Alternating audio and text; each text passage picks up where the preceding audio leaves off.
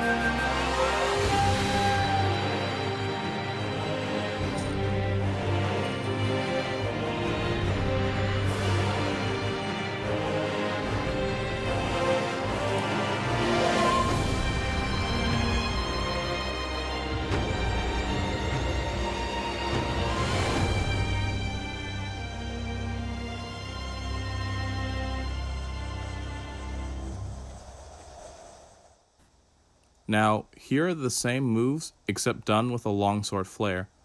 Believe it or not, many techniques you see for the katana have parallels or near identical versions of them found in longsword combat manuals. Yes, even variations of Iajutsu techniques or the sword drawing deflects and attacks exist for longsword.